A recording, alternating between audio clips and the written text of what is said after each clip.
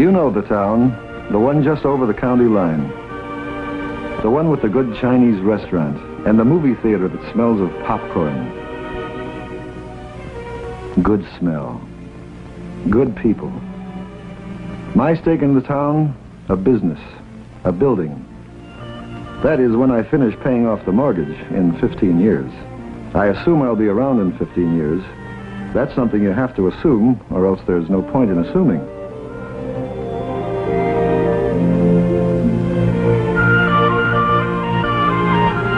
No one thinks about it much anymore. Too many crises, too many scares.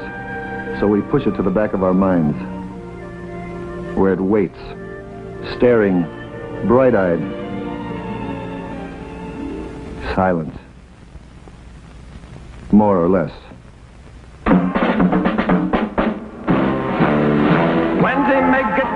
Number of family fallout shelters planned or begun in our town in the last 2 years, 189.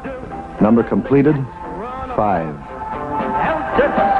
They're gonna live in my fallout shelter. So if you... Some say it was apathy, indifference. Others say it was all that talk about standing at the door of your home shelter with a gun and shooting your neighbor down if he tried to get in. That didn't sit well with our people. But the coming of the National Shelter Survey and the idea of finding community shelter for everyone seemed to put the matter in a brand new light. Schools, hospitals, commercial buildings, apartment houses. 168 potential community shelters which could accommodate our entire population, plus any additional shoppers or workers who might be in the area during an attack. The hypothesis then, Mr. Mayor, is a nuclear attack. William Albemarle Groves, senior member of our Common Council, and one of the town's most trusted and respected citizens. That is the hypothesis, Mr. Groves. Unlikely, but possible from a military point of view. Your job depends upon accepting that as a premise, does it not? Dennis J. Allen, our Civil Defense Director. Shall we continue, gentlemen? By all means. The use of private structures will, of course, be up to the individual owners. But people like School Trustee McCardle have allowed the government to survey their buildings, to mark them as shelters, and to stock them with essential supplies. Well, don't make a hero out of me, Mr. Mayor. I was opposed to the idea at first, but the people in my building wanted a shelter, and I wanted to make them happy. It was just good business. Well, underneath it all, people like to know that there's somewhere to go if it happens. A bank, a store basement, a school.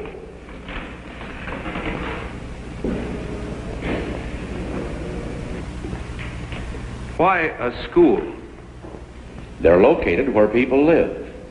They're usually the most substantial buildings in the neighborhood. And the children are there during most of the daylight hours.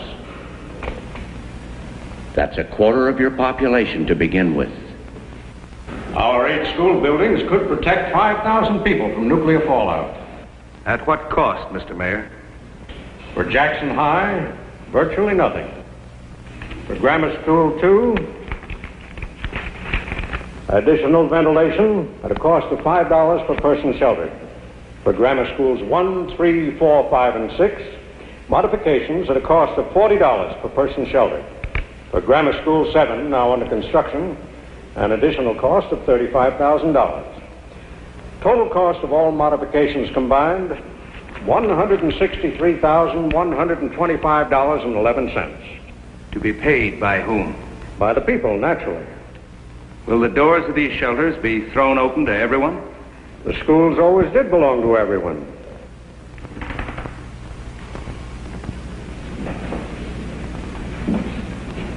Who's to pay for supplies for these shelters? All stocked by the federal government. Food, water, medicine, radiation measuring instruments. Yes. Who guards these supplies against vandalism? Who administers the shelters, conducts shelter drills, trains the people in medical aid and in the use of these radiological gadgets?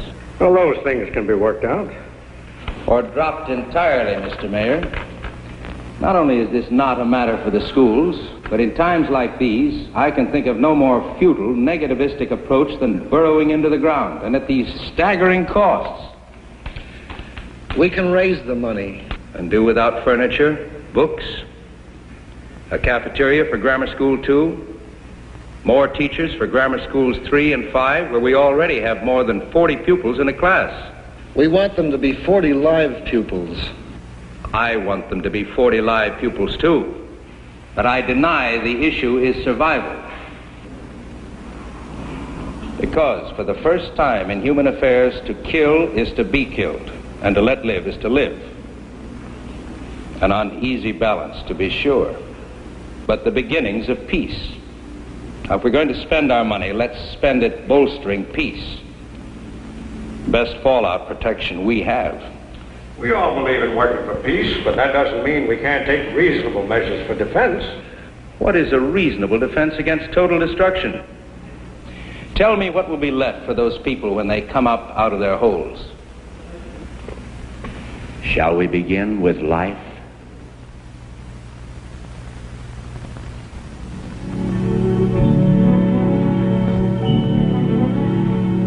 Councilman Groves, for all his strong opinions, is not an unreasonable man. He was willing, as I was, to let Mr. Allen point out exactly what changes the government thought would be needed to incorporate shelter facilities into our schools. There was a lot of technical talk, Rankins, PSIs, protection factor 100. But it all came down to something simple, the ABCs of fallout protection.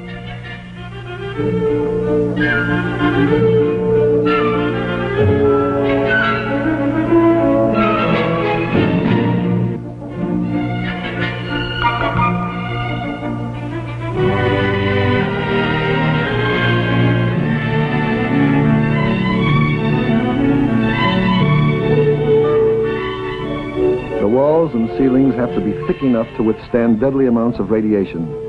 And if they're not, you make them thicker. And when all is done and you're protected by thick basement walls, you have to breathe, which means a system of ventilation.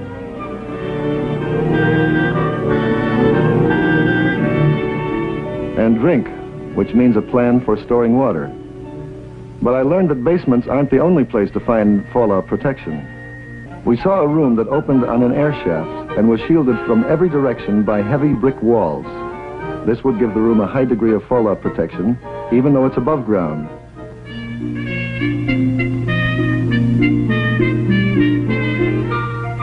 Rooms like this, and windowless rooms in the core of a building, can increase the shelter capacity quite a good deal. God grant they never have to be used.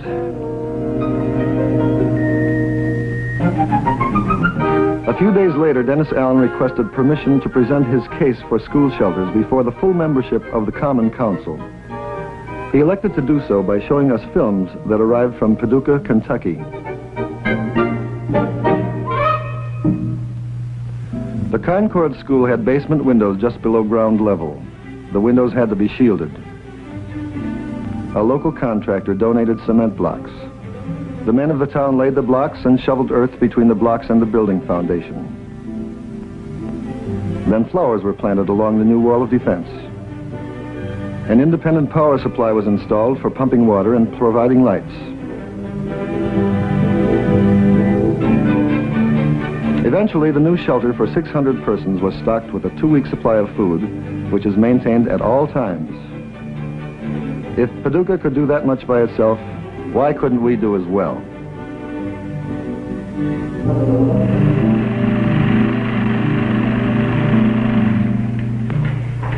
Well, gentlemen, what's your opinion?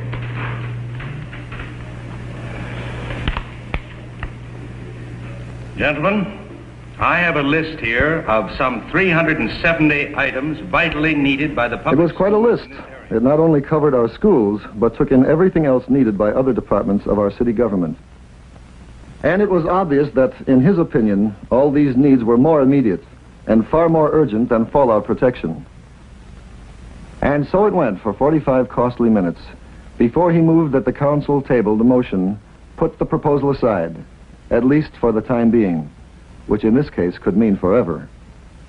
The count, 2-4, 3 against any immediate consideration of putting shelter in our schools.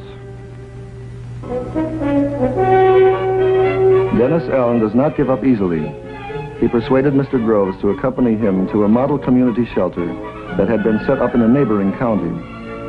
A shelter that doubles as a meeting place for civic groups, proving that money for fallout shelters can also buy useful peacetime facilities. Allen also demonstrated the use of what Groves had called a radiological gadget, a dosimeter.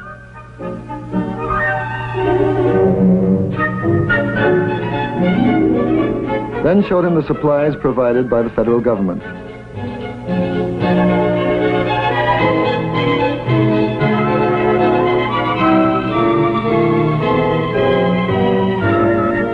But if a change was forthcoming in Groves, the dent was still to be made.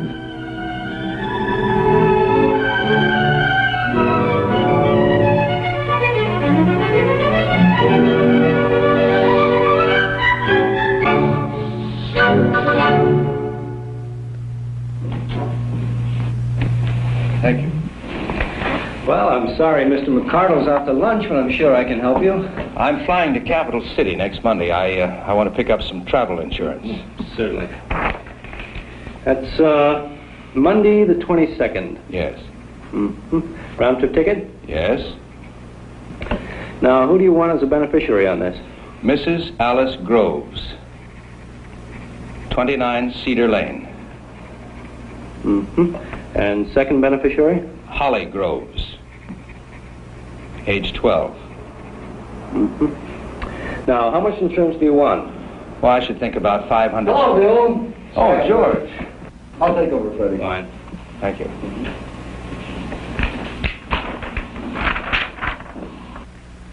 Travel insurance?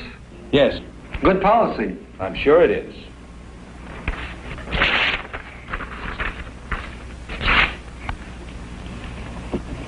Why did you do that? Simple. I don't want you to waste your money. But you said it was a good policy. Do you realize what your chances are of being killed in an airplane crash? No. About 1 in 350,000. Practically negligible. People are killed. People are, that's true. But chances are not you with odds like that. I'm sure you can find better ways to spend your money. Well, George, I'm not doing this for myself. Yes, you mentioned your wife and child as beneficiaries. Don't they love you? Well, of course they do. How much? Very much. Well, then if you got killed, chances are they wouldn't even want to go on. Absurd. People have to go on. Even H-bomb survivors? All right. You've made your point, but my time is limited, so if you'll please get a new application. No. I wasn't fooling. I'm not going to sell you a policy. They sell them out at the airport, George, in machines. I only came here out of friendship. Show friendship to the people of this town. Give them some insurance. Did you know chickens and eggs are highly resistant to radiation? No. Very interesting. You're not thinking of building a shelter. Certainly not. You know my feelings on that subject. Yes. As if man could bury his head in the ground and hide from responsibility. Some people have different ideas of responsibility. Yes, I'm familiar with the wide variations that exist in that area. Mrs. Wakeman told me they're putting a shelter in her apartment house. If they want to build shelters in their homes, that's fine with me. But why a school? A place for enlightenment should suddenly become a center for war preparations. I'll tell you why. If we had a shelter and something happened while Holly was in school, do you think I could stay in the shelter? Not knowing what was happening to my child, whether or not she was protected, I would run to that school to be with her. And nobody could stop me, Bill. Nobody.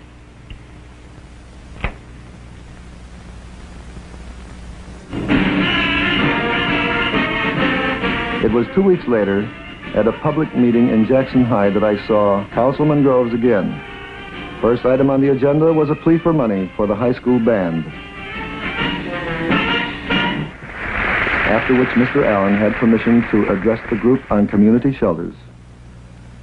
As always, he included a definition of fallout. When a nuclear weapon explodes, many tons of vaporized earth are sucked up into the cloud, and there they become radioactive. These radioactive particles fall back to the earth up to hundreds of miles from the point of explosion, forming a dangerous blanket over buildings, fields, and roads. Exposure to a large amount of fallout radiation can cause severe sickness and could result in death within a few weeks. But the danger is a temporary one, since fallout decays rather rapidly after a nuclear blast. 7 hours later, radiation level is down to 10% of the original level. 2 days later, it's down to 1%. 2 weeks later, down to 1/10 of 1%, which means that the first 2 weeks are the critical ones in which to be sheltered, assuming, of course, that you have survived the initial explosion. Question. Yes? How far do you have to be from the blast to live through it? Well, let's take a 20 megaton surface burst. You would have a good chance of surviving if you were more than 12 miles from the point of detonation, provided you knew what to do. Well, what do you do? A number of things. The first sign of a nuclear explosion is a blinding flash of light. That means about 3 seconds before the heat or thermal wave. During those few seconds, you should try to get away from windows and behind something solid. That would minimize the burn effect, which lasts about 5 seconds. Then you would have about 1 minute to seek maximum cover before the blast. If possible, go below the surface of the ground. After the blast is over, the fallout will not begin for at least 30 minutes. Time to reach a shelter where you can remain for several days. How do you know when to come out? In a private shelter, you'd be notified by radio announcement. In a mass or community shelter, the director would tell you when it's safe to come out. Who's he? He's the man in charge of the shelter. He'd be somebody in your neighborhood with leadership experience. Suppose the director doesn't get to the shelter in time. There's a regular chain of succession. That's all worked out in advance by the community. What if I'm in one shelter and my husband's in another? Is there some way we could communicate? Are you sure he'd want to, Harriet? There would be regular radio broadcasts with news of survivors and outside conditions. If we're going to have community shelters, why are they still pushing family shelters? Or do I just have an old pamphlet? The family shelters are still the best answer for people on farms or in other isolated areas. And if the people in the cities and towns want extra protection at home, we certainly don't discourage them. What happens when you come out of the shelter? Is there anything left outside? The fact that you've survived the initial blast will mean that a great deal remains outside. There'll be decontamination teams trained to clear necessary surface areas, such as stores where food supplies exist. Will the food be safe to eat? Most of it, yes. Canned foods and packaged foods are safe if the outside containers are washed. Fruits and vegetables can be eaten if they're washed and peeled. And meat that's been covered is fine if it hasn't been spoiled by lack of refrigeration. Can you drink the water outside? Water from most underground sources. Water that's been in pipes or tanks is fine. As for rivers and streams and lakes, normal flow and settling will get rid of most of the contamination within a few days. May I say a word, sir? Yes. I've been sitting here for 15 minutes listening to you, and I'm appalled that you would lull these people into a false sense of security. I wasn't aware of any lulling. Why, you gave me the impression that we would be safe in these so-called community shelters. Safe from fallout, yes. Is it not a fact that blast and fire are by far the most deadly of all thermonuclear effects? And that when the bomb hits, our homes will be pulverized? That would happen within a few miles of the burst, in a direct target area. I'm speaking of places where there are survivors. Do you mean to imply that we would not be a direct target area? I don't know whether we would or whether we wouldn't. Not a direct target area with our up-to-date chemical plant and our modern county airport only 2 miles away? I can tell you from reliable sources that the enemy wouldn't have enough weapons to hit every plant and every population center in the United States.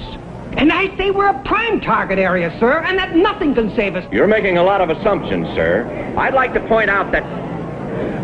May I have your attention, please? Please, may I have your attention?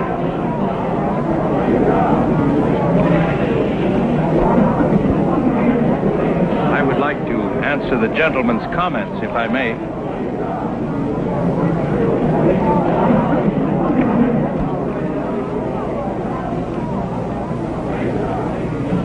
Sir, your remarks are familiar to me. I have thought them myself. I have felt them myself.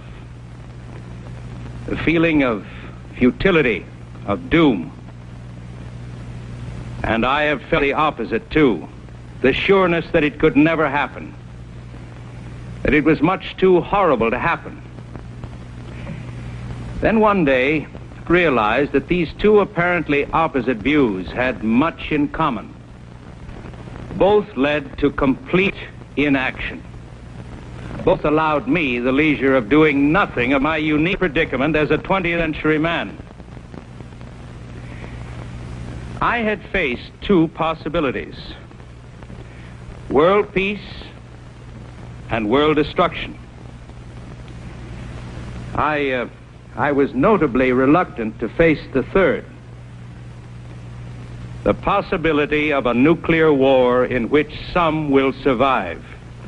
The most difficult of all to face because it requires intense preparation, sacrifice, money, for a day we hope will never come. If it doesn't, and the world is spared, who will care how much these things have cost? If it comes, and we are ready, then whatever we have spent beforehand will be cheap.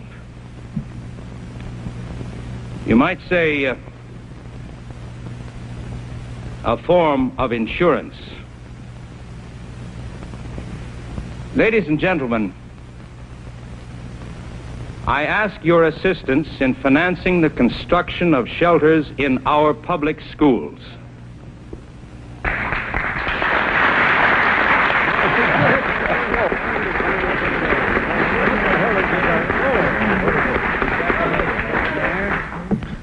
Tomorrow morning, I shall propose to the Common Council an ordinance by which the town corporation will share with those civic groups who wish to contribute the expenses of incorporating shelter facilities into our public schools. Chain reactions are easier to start than to stop. Within a few days, plans were drawn up for a shelter in Grammar School 2, a shelter that doubled as a badly needed cafeteria. While other schools, work has begun to raise shielding to minimum protective levels. And it wasn't just schools. It was many buildings, public and private. In some, much work remains to be done, and will be done, because people have started to care. Like these doctors and nurses who've begun to give self-care medical lectures to housewives and businessmen, vital knowledge for shelter living. And the radio hams who came forth with the skill and equipment needed for emergency broadcasts in case of attack. Community action, no telling where it'll end.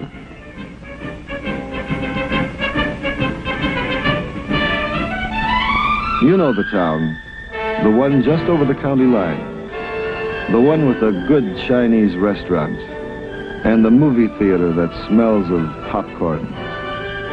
Come around and have some. We'll be here.